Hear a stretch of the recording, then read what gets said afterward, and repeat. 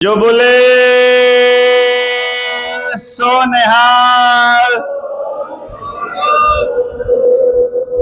वाहेगुरु जी दा खालसा, वाहेगुरु जी दी फतेह। आप सभी साध संगत को जनता सरकार मोर्चा की तरफ से जी आया नू आपके चरणों में प्रणाम करता हूँ। हिंदी में कोई दिक्कत नहीं, मेरे को पंजाबी थोड़ी ऐसी टूटी फूटी आती है तो वो ज़्यादा ठीक नहीं लगेगी। पर वर्मा जी ने आपको बहुत साफ साफ शब्दों में बता दिया। हाँ जी, हाँ मोदी नाल तो वधिया बोल सकता मैं, इन्नी ध्यान दिया है। ओ मोदी ने तो फिर टैलीप्रॉम्प्टर की नीड़ पैंदी है, मैं एवं बोल सकता थोड़ा बहुत, माड़ी मोटी जिहो जी आंदी है। पर कोई गल नहीं, हिंदी में कंफर्टेबल है तो बात को आसानी से मतलब आप समझ पाएंगे, ऐसी दिक्कत नहीं। दरअसल क्या है कि वर्मा जी ने जो आपको बताया है वो आप सब लोगों ने सुना भी होगा पुरानी किसी वीडियो में या अपनी ट्रेनिंग में। आप में से ट्रेनिंग कौन कौन अटेंड कर चुका है अपनी मोर्चे की? कम लोगों ने किया है। बहुत अच्छी बात है कि आप नए लोग आए हैं और ये खेल आपको बता भी दिया। अब मैं आपसे शेयर करता हूं कि वर्मा जी, अब मैं आपसे शेयर कर रहा हूं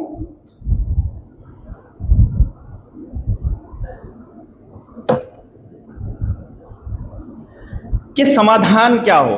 मेरे ख्याल से समस्या पे तो वर्मा जी ने काफी बता दिया ना, पानी की, यहाँ तक के बीज की, किसान की, बीमारियों का, गांव में इकट्ठे नहीं हो पाता, हम लोग इकट्ठे नहीं हो पाते, साथ बैठ कर निर्णय नहीं ले पाते, भाई भाई का झगड़ा बहुत ज्यादा हो रखा है, थाने मुकदमे, कोर्ट कचहरी, और सबसे बड़ी समस्या जो आज की सबके सामने है वो है कर्जा। हर आदमी कर्जे में दबा हुआ है, हर आदमी कुछ पे कर पा रहे हैं और ज्यादातर पे नहीं कर पा रहे। ज्यादातर जो है बस ऐसे गले तक आ जाता है तब जुगाड़ बुगाड़ करके दे रहे हैं। आपके घरों का और आपके मंदिरों का और आपके गुरुद्वारा साहिब का सबका सोना उनको चाहिए। अब उन्होंने सोने को मोनेटाइज करना चालू कर दिया कि सुनारों को इंक्लूड करेंगे और आपसे सोना आपके घर का लेंगे, क्योंकि उनको पता है सोना एकमात्र धातु है जिसमें सूर्य की ऊर्जा सबसे प्योर फॉर्म में स्टोर होती है। इस पे हम बाद में चर्चा करेंगे किसी दिन ट्रेनिंग में। अभी समाधान पे बात करते हैं, बहुत सिंपल सी भाषा में बात करते हैं। सीधी सी बात है, मुझे आप लोगों का जवाब चाहिएगा। मान लीजिए मेरी शरीर में कोई तकलीफ है और मुझे पता चल जाए कि मेरे शरीर में तकलीफ इस वजह से है, तो क्या मुझे उसको दूर करने के लिए पूरे गांव की जरूरत पड़ेगी? किसी खाने की वजह से हो, माहौल की वजह से हो, ठंड की वजह से हो, गर्मी की वजह से हो, शरीर में कोई चीज कील वगैरह कुछ मतलब धंस गई उसकी वजह से हो, तो क्या उसके लिए मुझे पूरा देश इकट्ठा करना पड़ेगा या मैं अकेला कर सकता हूं उसका समाधान? समस्या यदि मेरी है मैं अकेला कर सकता हूं। समस्या मेरी और मेरे भाई के बीच है या मेरी और मेरी धर्मपत्नी के बीच है, तो मेरे ख्याल से हम दो ने उसकी समस्या का हल कर सकते हैं। यदि वो प्रॉब्लम दो जनों से बढ़ करके आगे सरक जाती है और 3 लोगों तक चली जाती है या परिवार को अफेक्ट करने लगती है, तो परिवार की जरूरत पड़ेगी, फिर परिवार को शामिल करना पड़ेगा उसको ठीक करने के लिए। अगर समस्या मोहल्ले की है तो मोहल्ले को शामिल करना पड़ेगा, क्यों जी? और अगर समस्या गांव की है तो गांव को इकट्ठा करना पड़ेगा, और समस्या यदि देश की है तो देश को करना पड़ेगा। सूबे की समस्या है, खाली पंजाब की समस्या है, पंजाब इकट्ठा करना पड़ेगा, और अगर समस्या हरियाणा की है तो हरियाणा करना पड़ेगा।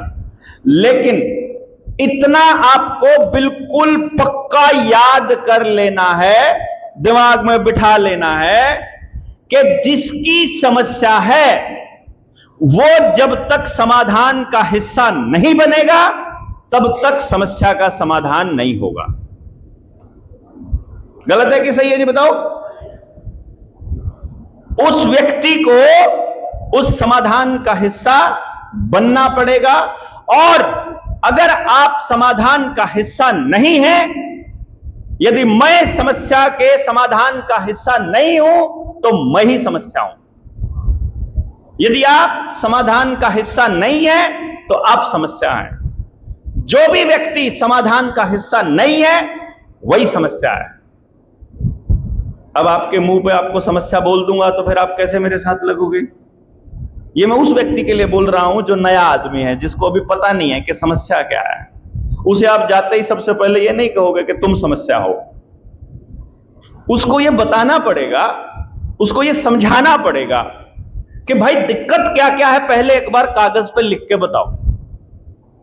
आप गांव में जाइए, चौपाल में जाइए, बैठक में जाइए, कहीं सत्थ में बैठे हो, कहीं भी इकट्ठे बैठे हैं, 10-20 भाई बैठे हैं, अभी तक जो आपकी चर्चा का विषय है वो अगर कुछ और है तो उसको यहां ले आइए कि हम समस्या का समाधान करना चाहते हैं, लेकिन सबसे पहले ये देखते हैं समस्या क्या क्या है। चलो बच्चों से ले लेते हैं। बीमारियां ज्यादा हैं कि कम है? पहले से ज्यादा है? सबके ही ज्यादा है? खाली पंजाब में ज्यादा है कि हरियाणा में भी है? हरियाणा में भी है, मैं हरियाणा से आपको बता रहा हूं। उधर चले जाओगे JNK में भी है, इधर हिमाचल में भी, राजस्थान, सब जगह जहां एक भी आदमी बीमार नहीं होता था राजस्थान में, आज पूरे के पूरे परिवार के परिवार बीमार पड़े हैं कोरोना की वैक्सीन लगने के बाद। ठीक है जी। और वैक्सीन किसने लगवाई? जो उस टाइम पे मौजूदा सरकार थी। आपके पंजाब में वैक्सीन लगाने वाला भगवंत मान ही था, है? कैप्टन था, कैप्टन अमरिंदर, कांग्रेस यानी के राहुल गांधी। ठीक है, राजस्थान में भी वही था। अच्छा जी, दिल्ली में अरविंद केजरीवाल था। अच्छा, बाकी जगह पर ये कमलाबाई की नाजायज औलाद थे। कमलाबाई वाले समझते हैं ना, है ना? मोगली जी दिल्ली बैठे हैं, उनके भक्तों ने सबसे ज्यादा लगवाई, सबसे ज्यादा, और पूरे के पूरे परिवार बीमार पड़े हैं। सबसे ज्यादा उन्हीं को नुकसान हो रहा है, सबसे ज्यादा उनको नुकसान हो रहा है। जो किसान आंदोलन में शामिल परिवार थे उन्होंने नहीं लगवाई, वो बचे हुए हैं, और वो लड़ाके दिल्ली बैठे थे। उनको मालूम था कि बॉर्डर के ऊपर कुछ नहीं हो रहा है, और बॉर्डर से 100 मीटर दूर लाशों के ढेर पड़े हैं, ऑक्सीजन सिलेंडर की कमी पड़ी है, सड़क के ऊपर लाशें पड़ी, ये सब चल रहा था। उन्होंने समझ लिया था, वो बच गए। हाँ, और सवाई मान आपके पंजाब का कलंक, वो वैक्सीन लगवा रहा था। अभी वो HPV की वैक्सीन लगवाने के लिए अमेरिका से आया है। अभी वो आपके यहाँ सर्वाइकल कैंसर की और बच्चों को कह रहा है कि सारे वैक्सीन लगवाओ, पता नहीं कौन वैक्सीन।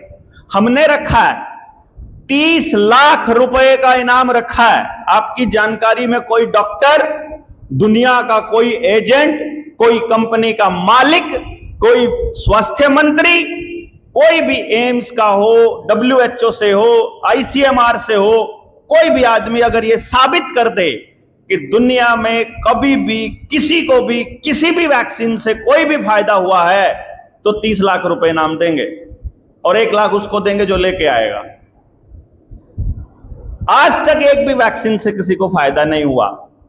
फिर ये मसले बाद के हैं, लेकिन बात यहां चल रही थी कि भाई अगर आप लोग चर्चा करेंगे कि समस्या किस किस को है, बच्चों की हेल्थ पर बात चल रही थी, तो बच्चों की हेल्थ की समस्या तो पंजाब में भी है, हरियाणा में भी है, हर घर में है। ठीक है जी, तो अब किसको इसका समाधान ढूंढना पड़ेगा? फिर हर घर को। अगर आप समाधान ढूंढने के लिए निकले, जैसे मैं निकला, आप तक पहुंच गया, आपको बात का पता चल गया, आगे आप अपने बच्चों को कोई वैक्सीन नहीं लगवाएंगे, अपने परिवार को नहीं लगवाएंगे, अपने डंगरों को नहीं लगवाएंगे। जो पशुओं को मुंह खुर की लगती है, ये भी पशुओं को मारने के लिए है, नपुंसक और बांझ करने के लिए है। कहीं आपको ये लगता हो कि ये आपके पशुओं को ठीक रखने के लिए है। अब आपको मालूम पड़ गया, आपने बचा लिया। आपके बचाने से क्या पूरे पंजाब के पशु बच जाएंगे या बच्चे बच जाएंगे? हाँ जी,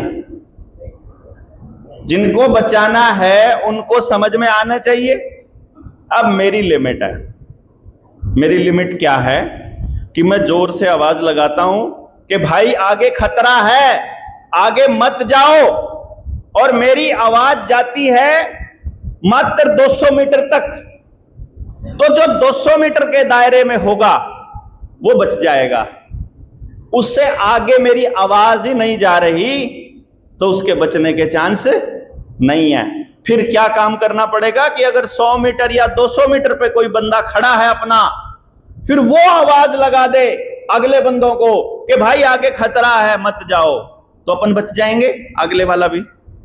यानी कि बात जहां तक जाएगी और जिस जिसको समझ में आएगी वो अपने बच्चों को बचा लेगा। अब इससे आगे आ जाइए। बच्चों के संस्कार पहले से अच्छे हो गए कि खराब हो गए? परिवारों का रिश्ता बिगड़ा कि खराब हुआ? खराब हो गया। अच्छा, किस किस ने अपने बच्चों को उल्टी शिक्षा दी आप में से? किसी ने नहीं दी, फिर भी बिगड़ गए। है ना कमाल की बात? आप में से किसी ने भी पूरे समाज में किसी को उल्टी शिक्षा नहीं दी, कोई गलत संस्कार नहीं दिए, फिर भी वो संस्कार खराब कैसे हुए? आप लोगों में से कोई नहीं चाहता कि समाज के अंदर नशा हो, नहीं ना? या चाहता है कोई? सिर्फ नशा बेचने वाला चाहता है कि ज्यादा से ज्यादा ग्राहक बने। इसके अलावा पूरे समाज में कोई व्यक्ति नहीं चाहता। और अगर कोई नहीं चाहता तो फिर ये हर घर तक नशा पहुंचने वाली मुहिम बढ़ कैसे रही है रोज की रोज? अगर हमने अपने बच्चों को गंदे संस्कार नहीं दिए हैं तो हमारे बच्चे बिगड़ क्यों रहे हैं? यदि हम कह रहे हैं कि आजकल की बीमारियों का कारण गलत खान पान है, तो वो खान पान के लिए गलत अनाज किसान क्यों उगा रहा है? यदि हम कह रहे हैं कि हम अपने बच्चों का ख्याल करते हैं और उनके लिए इंतजाम करते हैं भविष्य का, तो हम सब लोग अपने बच्चों के लिए रोजगार का इंतजाम क्यों नहीं कर पा रहे हैं?